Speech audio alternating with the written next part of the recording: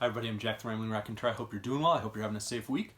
I wanted to talk about Points and Lines by Seichō Matsumoto. It was actually the first book I finished this year, but I couldn't really, I needed some time to think about what I liked about it, what was working in it, because it's a debut novel and it's a police procedural and it's not perfect at either of those things, but it's a really interesting book. It was sort of crawling around in the corners of my headspace for more than a week as I was figuring out why couldn't I let go of this book? What was so interesting about it?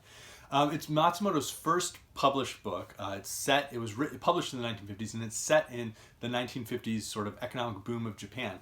But it explores some really interesting themes, like within sort of that decade of culture, and I think it's very effective in those parts. I do want to warn you: the central crime that is at the heart of the novel is a young couple who seem to have died by suicide together. So if that is something that's going to affect you, please don't read this book. But if it's not, and you're a fan of detective fiction, or you're interested sort of in mid-century Japan, you might really enjoy this. As I said, it's not perfect, but it's very effective and interesting.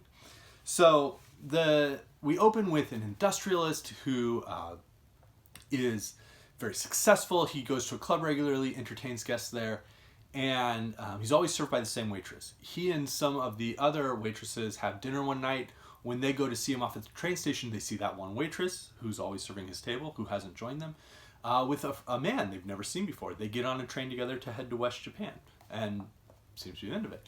A week later, though, they're found together and they've died on the beach. And so it seems to be a very quick open and shut case. However, there's an interesting little note. Literally. Tour guy had no right to interfere, yet there were two things that bothered him. One was the dining car receipt for one person. It posed the problem of love versus appetite. The other was the fact that the girl had not joined Sayama at the inn, which raised the question of her whereabouts during his 5 lonely days. These doubts, however, were not strong enough to offer as objections. The chief would probably refuse to consider them. Actually, when looked at objectively, he himself had to admit that they seemed to lack weight. Therefore, although far from satisfied, Torgai kept them to himself and let the case take its normal course. But to say nothing and to retain his peace of mind were two very different matters. From the moment he decided to keep silent, frustration grew within him. He felt he could not rest until he found the answers to the two questions that troubled him. And so Torgai sort of opens, and starts to pick at what seems to be just a very simple close the case. But he doesn't end up actually being the main detective, even though he's the one mentioned on the back of the book. It's a detective Mihara, who's based out of Tokyo, who ends up sort of doing most of the investigation. And the points and lines that are referred to are the fact that multiple people who might, it turns out that the young man who has died was an upper level but mid-level, sort of mid-upper level functionary within a certain government department, and that there's been a scandal involving that man's boss.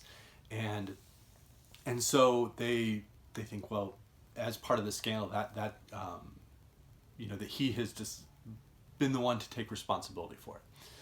But that doesn't explain the woman's death, and it doesn't quite all gel together. And what they start finding is looking at the train timetables and trying to figure out, okay, when could someone have gotten on the train or gotten off the train?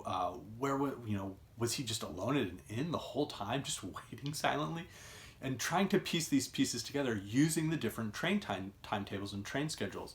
And so that's kind of an interesting aspect. But what we also see is just the level of, and it starts to just kind of creep in, and it just grows and grows and grows and grows. And it's this level of corruption that exists, this idea that there's mass bribery, that the post-war economic boom has been fueled at an expense of numerous individuals.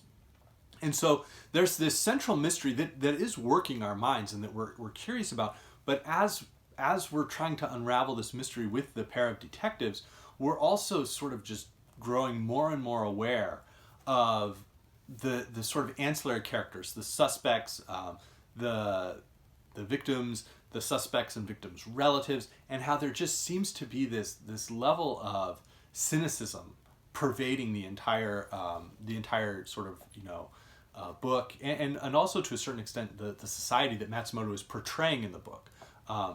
Whether or not that was true, that's what he's portraying, is this very cynical nature. And I want to read a passage that sort of gets at this.